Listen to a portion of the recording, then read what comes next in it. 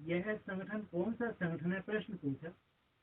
क्या इस रूहानी पहेली को जानते हो, ये प्रश्न पूछा भगवान। संगठन के बारे में पूछ रहे हैं ना, या संगठन वालों से पूछ रहे हैं, संगठन के बारे में पूछ रहे हैं, या संगठन में जो है, जो संगठन की मान्यता को नहीं जानते उनको जानते हैं।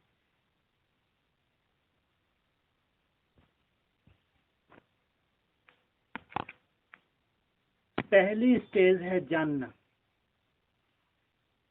दूसरी है मानना और तीसरी स्टेज है चलना। 3 स्टेजेस है। पहली जानना, फिर मानना कि नहीं वास्तव में यही वो संगठन है जो डायरेक्ट बात की पालना ले रहे हैं। फिर जो डायरेक्ट बात की पालना मिल रही है उस संगठन को, वैसा प्रैक्टिकल बनना। तो किस स्टेज तक पहुंचे हो? क्या लास्ट स्टेज तक पहुंचे हो? लास्ट स्टेज कौन सी बताई? पूछा, पहुंचे हो? जिन्होंने हाँ की उनसे प्रश्न है कि लास्ट स्टेज अर्थात तीसरी स्टेज क्या एवर लास्टिंग है? क्या मतलब हुआ?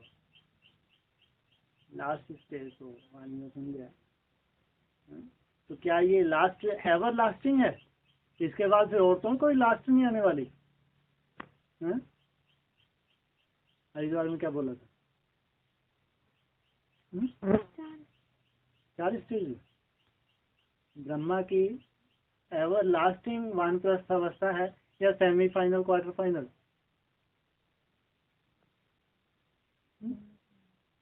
सेमीफाइनल बोला था। मुरली में क्या बोला? अंतिम वानप्रस्थ अवस्था। और यहाँ क्या पूछ रहे हैं?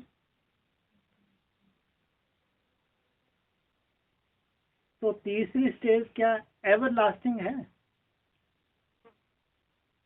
फाइनल तो है, लेकिन ये फाइनल भी एकदम फाइनल है या इसके बाद और फाइनल की कोई स्टेजेस भी हैं? क्या कहेंगे? तो माना इसको सेमीफाइनल करेंगे या क्वार्टर फाइनल? सेमीफाइनल करेंगे। अच्छा, उससे पहले स्टेज कौन सी है? ब्रह्मा से विष्णु बनने की स्टेज कौन सी है? कहाँ पहुँचते हो सर? सीढ़ी के कहाँ पहुँचते हैं?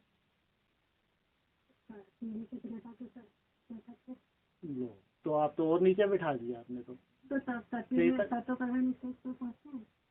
हाँ, तो मना त्रेता के लास्ट में पहुँचे ऐसा, ब्रह्मा से विष्णु वहाँ बन जाएंगे तो सतो प्रधान स्टेज में पहुँच जाएंगे। सतो प्रधान स्टेज में पहुँचेंगे, लेकिन पहुँचना कहाँ तक है? सतो प्रधानता की शुरुआत है वहाँ से। त्रेता का अंत सतयुग का अंत, त्रेता का आदि, वहाँ से सतो प्रधानता की शुरुआत है या संपूर्ण विष्णु रूप है? शुरुआत है वहाँ से। तो ब्रह्मा से विष्णु कहाँ से? वहाँ से कम 1250 वर्ष और जो कलाएं कम हुई हैं और ऊपर जाना है वहाँ से। तो फिर वो वाली कौन सी? कौन सी?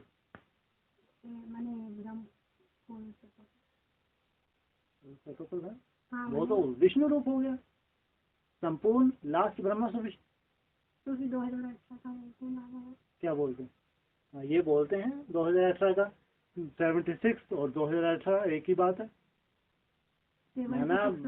हाँ, इतनी मन बुद्धि की सक्षमता हो जाएगी कि अगर पूरी दुनिया भी एक तरफ हो जाए तो बुद्धि रूपी धरनी को न हिला सके, इतने पावरफुल स्टेज।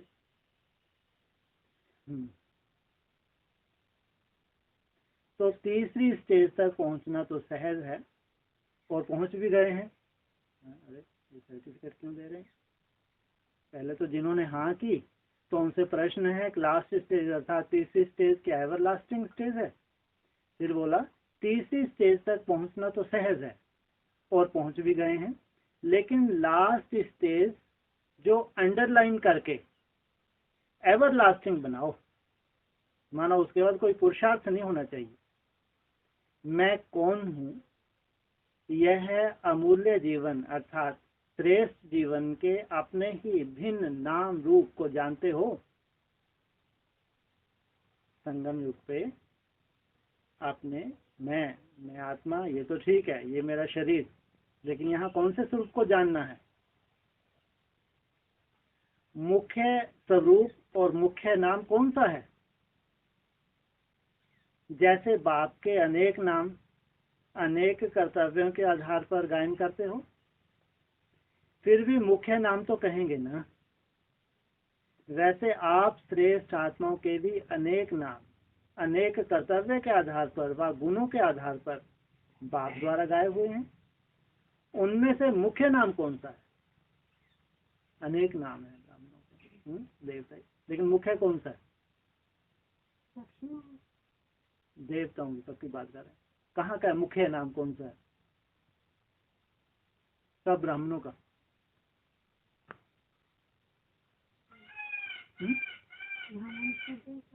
अरे संगम युग में जो शास्त्रों में जो आपके नाम का जिक्र है वो है मुख्य नाम।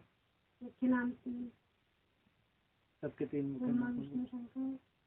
बाबा ने तो ये बोला है, महाभारत में नाम अलग है उसी एक्टर का, भागवत में उसका नाम अलग है, देवासुर संग्राम में नाम अलग है। मतलब यहाँ शास्त्रों में जिस नाम से उसकी प्रत्यक्षता होनी है वो है मुख्य।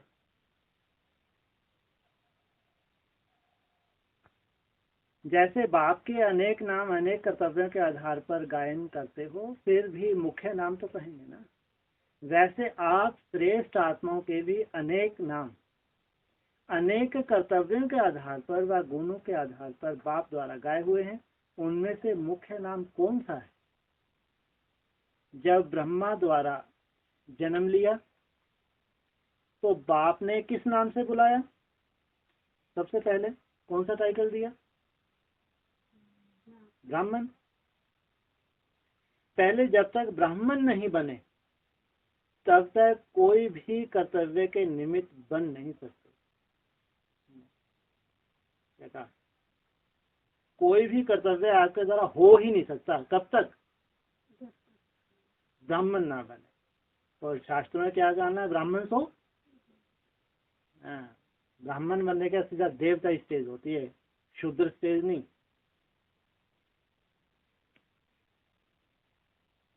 पहले ब्रह्मा मुख वंशावली ब्रह्मा के नाते से जन्म लेकर ब्राह्मण बने अर्थात ब्रह्मा कुमार और ब्रह्मा कुमारियां बने। सरनेम ही अपना है लिखते हो। अपना परिचय किस नाम से देते हो? और लोग आपको किस नाम से जानते हैं? ब्रह्मा कुमार और ब्रह्मा कुमारी। इस मरजीवा जीवन की पहली पहली छाप लगी ब्रह्मा कुमार और ब्रह्मा कुमारी अर्थात श्रेष्ठ ब्राह्मणपन की। पहले जन्म लिया अर्थात ब्राह्मण बने तो यह पहला नाम ब्राह्मणपन का व ब्रह्मा कुमारियों का पड़ा, जो कि तीसरी स्टेज तक एवरलास्टिंग है। क्या मतलब हुआ? एक तो ब्रह्मा मुखवंशावली, अभी टाइटल मिल गया ब्रह्मा कुमार कुमारी, लेकिन यही ब्राह्मण एवरलास्टिंग स्टेज तक भी ब्राह्मण ही रहेंगे जब तक संपूर्ण देवता न बन जाए।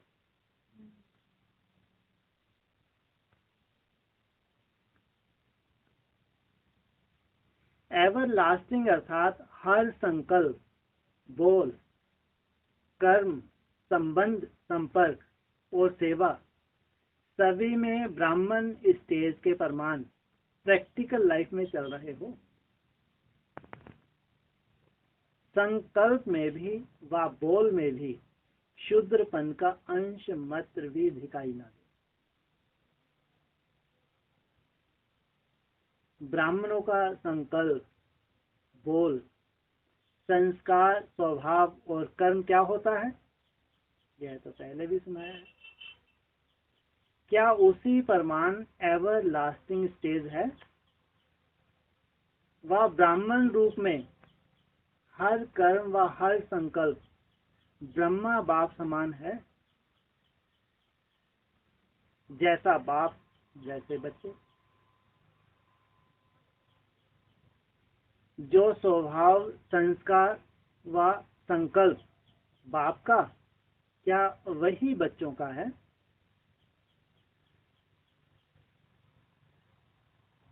क्या बाप के व्यर्थ संकल्प चलते हैं व कमजोर संकल्प उत्पन्न हो सकते हैं?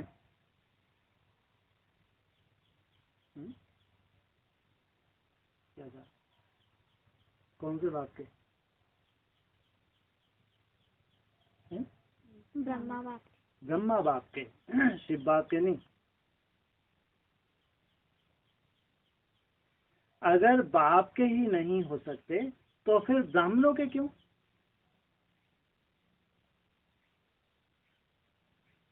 बाप अचल, अटल, अडोल स्थिति में सदा स्थित है, तो ब्राह्मणों का व बच्चों का फर्ज क्या है?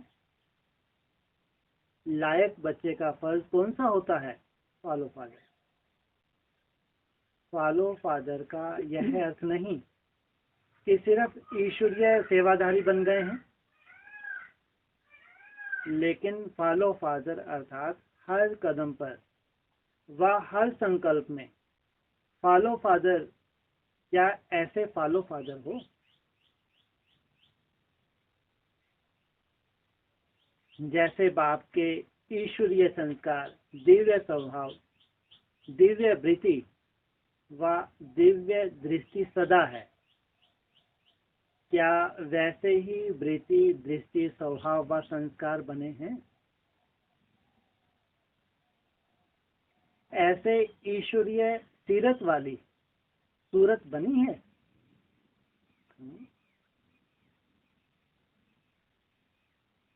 जिस सूरत द्वारा बाप के गुणों और कर्तव्यों की रूपरेखा दिखाई दे, इसको कहा जाता है फॉलो फादर। कैसी सीरत? बाप समान सीरत के आधार से सूरत बन जाए।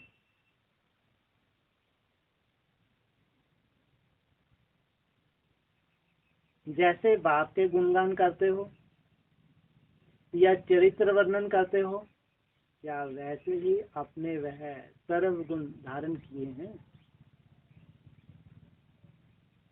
आपने हर कर्म को चरित्र समान बनाया है। हर कर्म याद में स्थित रह करते हो, ये तो बोझल कर देता है। क्या हर कर्म चरित्र समान बनाया है? पूछा। उसमें मन बुद्धि बोझल हो जाती है, लेकिन फिर आगे बहुत अच्छा पॉइंट दिया। हर कर्म याद में स्थिर रह करते हो, ऐसे तो बहुत मुश्किल लगता है। लेकिन अगली लाइन, अगर याद में हर कर्म करने की कोशिश है या कर्म करते हुए याद की कोशिश कर रहे हैं, तो स्वतः ही कैसे चरित्र होंगे? जो कर्म याद में रह कर करते हैं वह कर्म यादगार बन जाता है। ये मेहनत तो सब कर सकते हैं। क्या ऐसे यादगार मूर्त और कर्म योगी बने हो?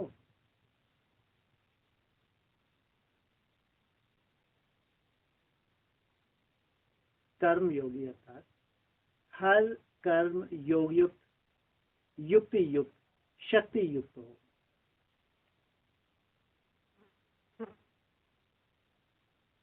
क्या ऐसे कर्म योगी बने हो या बैठने वाले योगी बने हो? जब विशेष रूप से योग में बैठते हो उस समय योगी जीवन है अर्थात योग युक्त है, या हर समय योग युक्त है? कर्म करते हुए अचानक याद आए, वे बहुत देर से याद ही नहीं किया तो एकदम याद में स्थित हो जाते हैं। जब बैठते हैं तब तो अपन तैयारी करके बैठते हैं, अब याद में बैठने है ना? लेकिन अचानक कर्म करते हुए याद आए तो एकदम याद में स्थित हो जाते हैं। जो वर्णन में है कर्म योगी, निरंतर योगी और सहज योगी, क्या वही प्रैक्टिकल में है? अर्थात एवर लास्टिंग है। क्या कर्म योगी को कर्म आकर्षित करता है या योगी अपनी योग शक्ति से कर्म इंद्रियों द्वारा कर्म कराता है? योगी कहाँ स्थित होता है? भ्रुकुटी में स्थित होकर कर्म इंद्रियों से कर्म करवाता है। और अगर कर्म योगी को कर्म अपनी तरफ आकर्षित कर ले तो क्या ऐसे को योगी कहा जाए? जो कर्म के वश होकर चलने वाले हैं उनको क्या कहते हो? कर्म भोगी कहेंगे ना। जो कर्म के भोग के वश हो जाते हैं, अर्थात कर्म के भोग भोगने में, अच्छे व बुरे में कर्म के वशीभूत हो जाते हैं, आप श्रेष्ठ आत्माएं कर्मातीत अर्थात कर्म के आकर्षण से अतीत स्टेज पर स्थित होने वाले लास्ट स्टेज का वर्णन ही करते हो, कर्मातीत अवस्था। कोई भी कर्म का बंधन हमको बांध नहीं सकता, अर्थात कर्म के अधीन नहीं, कर्मों के परतंत्र नहीं, स्वतंत्र हो, कर्म इंद्रियों द्वारा कर्म कराते हो। जब कोई भी आप लोगों से पूछते हैं कि क्या सीख रहे हो या क्या सीखने के लिए जाते हो, तो क्या उत्तर देते हो? सहज ज्ञान और राजयोग सीखने जा रहे हैं। यह तो पक्का है ना, यही सीख रहे हो। जब सहज ज्ञान कहते हो तो सहज वस्तु को अपनाना और धारण करना सहज है, तब तो सहज ज्ञान कहते हो ना। तो सदा ज्ञान स्वरूप बन गए हो। जब सहज ज्ञान है तो सदा ज्ञान स्वरूप बनना मुश्किल है। सदा ज्ञान स्वरूप बनना यही ब्राह्मणों का धंधा है।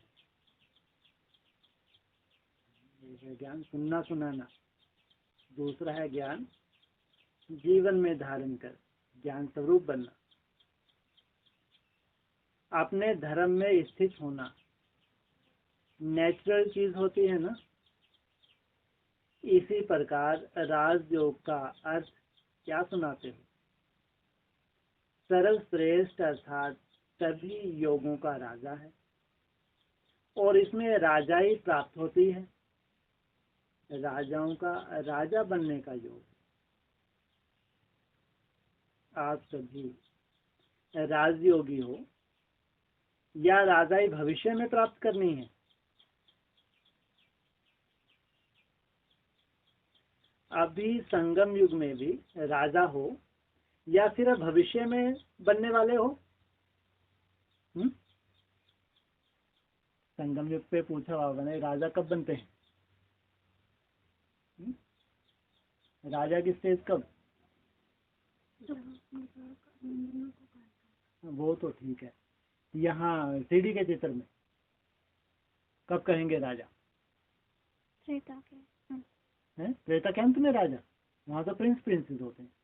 त्रेता में राजा है। त्रेता के अंत में क्या होते हैं? 16,000 क्या है त्रेता के अंत तक? Prince princess. और सतयुग के आदि में क्या होते हैं? महाराजा। और त्रेता के आदि में राजा।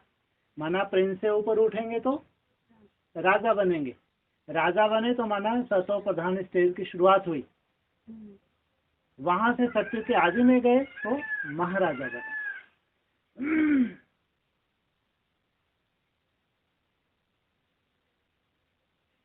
तो राजाओं का राजा बनने का योग है। आप सभी राजयोगी हो या राजाई भविष्य में प्राप्त करनी है?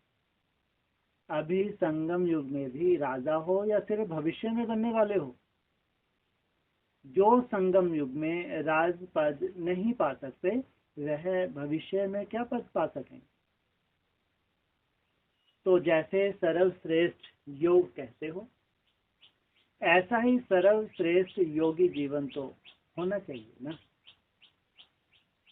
क्या पहले अपने कर्म इंद्रियों के राजा बने हो? जो स्वयं के राजा नहीं वह विश्व के राजा कैसे बने? जाना कहाँ तक है? विश्व के राजा, ये सही बात है या वैसे बाबा खुश करता रहता है? विश्व के राजा का मतलब क्या हुआ?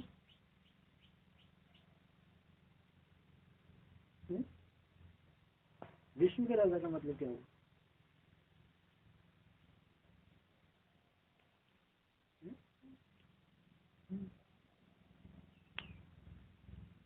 विश्व के राजा का मतलब क्या हुआ? बीज रूप आत्मा है, हाँ जो भी बीज रूप आत्मा है ना, हाँ एडवांस में सारे विश्व की, बस यही विश्व के राजा है। नहीं पहले उनके कंट्रोल, पहले और फिर सारे विश्व। कैसे सारे विश्व का मतलब क्या हुआ? सबके दिलों पे राज, सब कौन सब? बस दिलों पे ही राज करेंगे बस? नहीं दिलों पे राज। हाँ तो वैसे भी राज कैसे? सारे विश्व को कंट्रोल करेंगे। सारे विश्व में ना 500-700। हाँ भाई, अमेरिका हो, रशिया हो, जापान हो, सब जगह तुम्हारा नाम वाला हो। हर एक कंट्री चाहे कि हम दर्शन तो कर लें। पूरा वर्ल्ड, कोई भी कंट्री केवल एक बार हमारे कंट्री में तो आ जाए, केवल हम एक दृष्टि तो ले लें, दर्शन तो कर लें। जैसे कोई एरिया का राजा हो तो उसकी प्रजा क्या चाहती है? अपने राजा को देखना नहीं चाहेगी? तो विश्व महाराज तब कह रहे हैं जब प्रैक्टिकल ये हो, ऐसा पूरे विश्व में नाम वाला हो, कोई भी कंट्री ना छूटे जहां झंडा ना लहराए, सब कहेंगे विश्व। ऐसा नहीं केवल भारत में झंडा लहरा गया, यहाँ मिलिट्री ने शासन दे दिया आपको, गद्दी पे अब कोई नहीं है, आपके जो ब्रह्मा कुमार मुख्य है उसको गद्दी पे बिठा दे कि आप कंट्रोल करो, मिलिट्री आपके कंट्रोल में, ये तो भारत का राजा हो। ऐसे विश्व का राजा माना पूरा विश्व झुके, और प्रैक्टिकल। तो सारे विश्व की विद्रूप आत्मा तो है ना कंट्रोल। ये तो यहाँ की बात है, तो हद का पूछ रहे हैं, हद में क्या शूटिंग होनी चाहिए, तो उसकी कल्पना तो करें। ये कोई छोटी मोटी बात है जो कह जाते हैं? आज एक एरिया का विधायक बनने के लिए या गांव में सरपंच पंच बनने के लिए क्या दुर्दशा करते हैं, कितना पैसा खर्च करते हैं, और भगवान कहाँ बिठा रहा है? वो मांगा क्या है भगवान ने? क्या करो बच्चे, क्या चाहिए, क्या मांगा है? सबसे मुख्य सब्जेक्ट है, तेरे को याद कर। पर वो भी तपस्या चाहता है, जानता है, मन बुद्धि की कमजोरियों को भी जानता है, हिसाब किताब को भी जानता है, लेकिन मेहनत चाहता है। इसलिए कहा विश्व के राज का आधार क्या बताया? योगी जीवन, योग बल से विश्व की भाषा।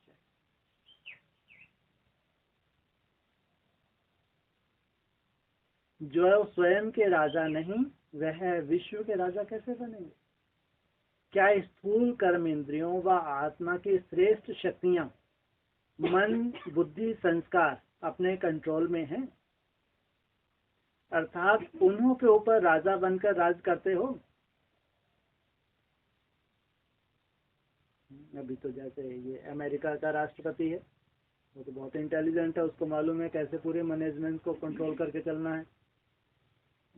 तो यहाँ तो ऐसी कोई ट्रेनिंग नहीं है, तो फिर ये कैसे कंट्रोल करेंगे?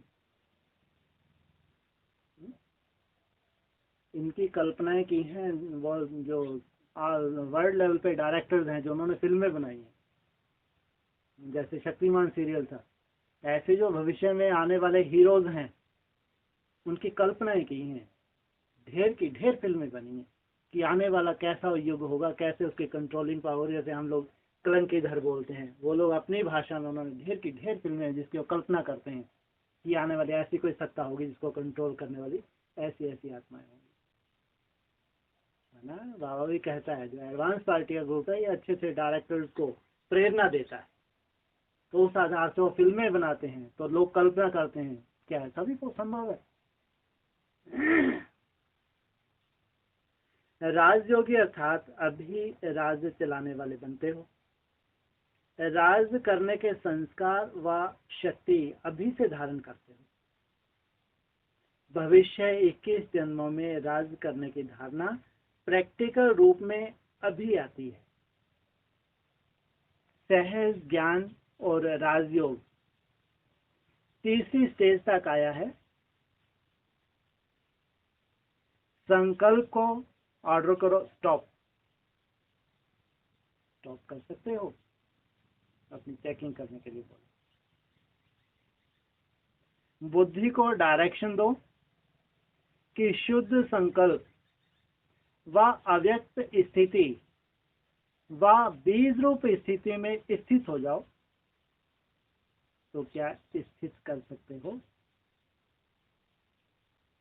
ऐसे राजा बने हो। ऐसे राजयोगी जो हैं उनको कहा जाता है फॉलो।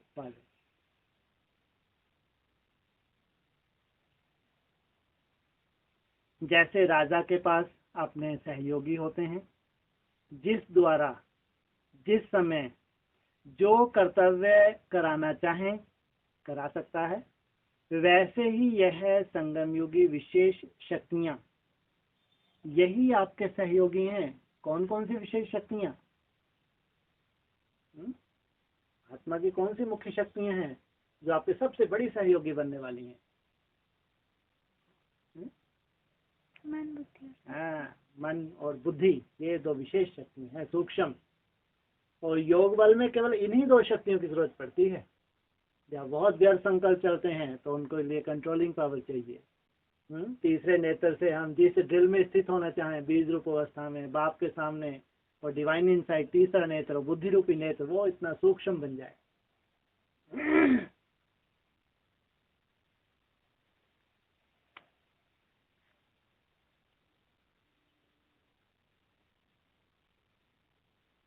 तो बाबा ने कहा, तो जैसे राजा कोई भी सहयोगी का ऑर्डर करता है, यह कार्य इतने समय में संपन्न करना है, वैसे ही अपनी सर्व शक्तियों द्वारा आप भी हर कार्य को सहज ही संपन्न करते हो या ऑर्डर ही करते हो।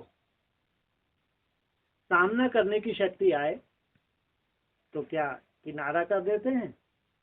कोई परिस्थिति बने, जिस परिस्थिति का सामना करना है तो उस वक्त किनारा तो नहीं कर लेते। सहज योगी अर्थात सर्व शक्तियां क्या आपके पूर्ण रूप से सहयोगी हैं? जब चाहो, जिस द्वारा चाहो, क्या कार्य करा सकते हो? ऐसे राजा हो। जैसे पुराने राजाओं के दरबार में 8 या 9 रत्न प्रसिद्ध होते थे, अर्थात सदा सहयोगी होते थे, ऐसे ही आपकी 8 शक्तियां सदा सहयोगी हैं। इससे ही अपने भविष्य प्रारब्ध को जान सकते हो।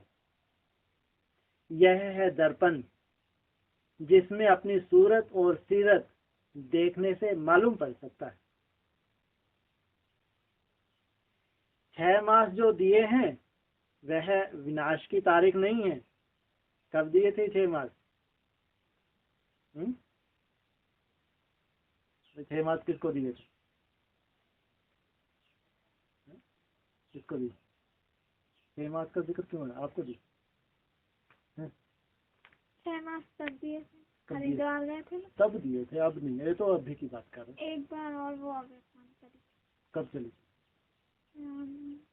अभी क्यों बोला? आज की जरूरत थी बोलने की। अब बोला तो है। 6 मास जो दिए हैं किसको दिए हैं? पहले ब्रह्मा को ही देंगे, तो देंगे। ब्रह्मा को लग रहा होगा 12 तारीख आए, आप क्या करना है? तो उसको पहले ही क्या मिला हुआ इंडिकेशन की बेटा अभी थोड़ा रुको, कहाँ तक जाना है? ये तो अभी महीने वाली शिव जयंती हुई है, अभी कौन सी शिवरात्रि तक जाना है? हैं? कौन से महाशिवरात्रि? हाँ, महाशिवरात्रि तक जाना है। अभी जो ये शिवरात्रि हर मास में पड़ती है, लेकिन जाना कहाँ तक है? महाशिवरात्रि तक। तो 6 मास जो दिए हैं, यह विनाश की तारीख नहीं दी है कि शिवरात्रि में सोचो कि पूर्ण विनाश हो जाएगा, ऐसा नहीं है। लेकिन टाइम तो दिया है। लेकिन हर एक संगम युगी राजा अपने राज दरबार, सुन लो, राजाओं से बात कर रहे हैं, जो राजाएं पुरुषार्थ कर रहे हैं, बहुत मेहनत कर रहे हैं, चलते फिरते उठते बैठते याद करने की दिन रात लगे हुए हैं, वो हैं राजाएं। कौन सी शक्ति धारण कर रहे हैं अपने में? रूलिंग और कंट्रोलिंग पावर। कैसे मन बुद्धि को कंट्रोल करना है, कैसे अपने जो संस्कार हम नहीं चाहते और यह दिव्य संस्कार है, कैसे संगठन में उनको चलाना है, या संगठन में कैसे सहयोगी बना है। राजा के पास दो शक्तियां कौन सी होती हैं? रूलिंग और कंट्रोलिंग पावर, जिससे राज्य को कंट्रोल भी करता है और राज्य को चलाता भी है। हमको भी अपने कर्म इंद्रियों को भी चलाना है, दिव्य गुण धारण करना है, और जो आसुरी अवगुण है उनको कंट्रोल भी करना है। तो 6 मास जो दिए हैं, यह है विनाश की तारीख नहीं दी है। क्या मतलब?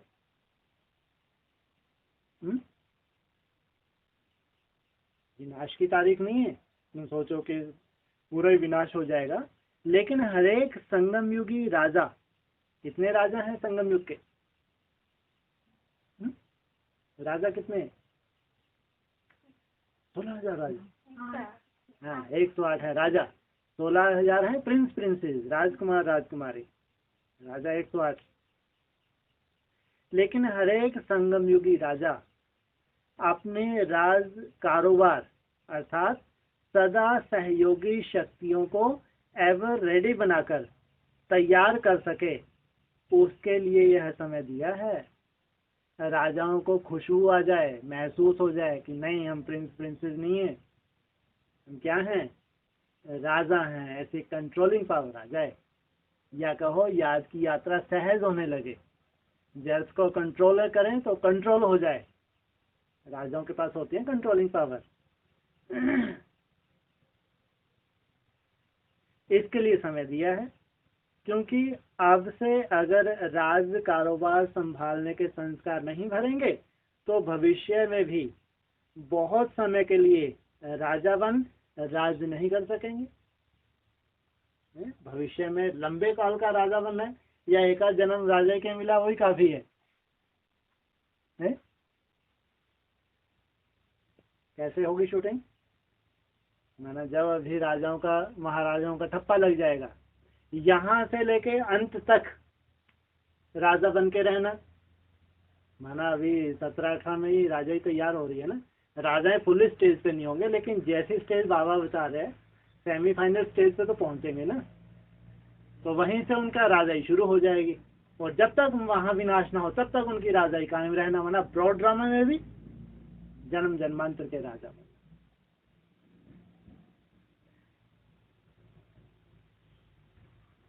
तो अब से अगर राज्य कारोबार संभालने के संस्कार नहीं भरेंगे तो भविष्य में भी बहुत समय के लिए राजा बन राज नहीं कर सकेंगे। 6 मास का अर्थ समझा? पहले 1 हफ्ता, फिर 1 महीना, अब 6 महीना। बाबा ने पूछा 6 मास का अर्थ समझा? अपने हर सहयोगी को सामने देखो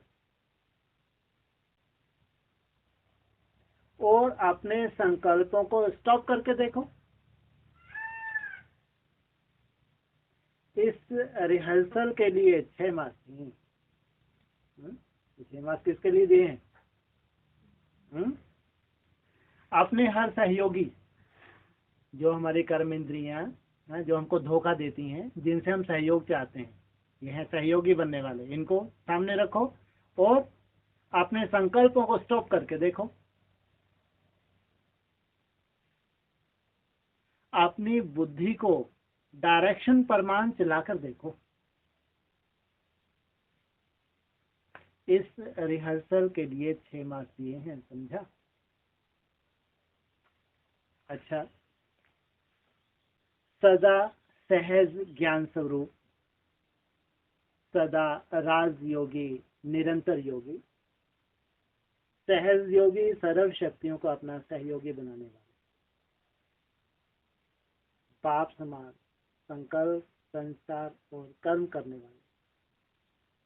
ऐसे संगम योगी सर्व राजाओं को बाप दादा का याद प्यार हो।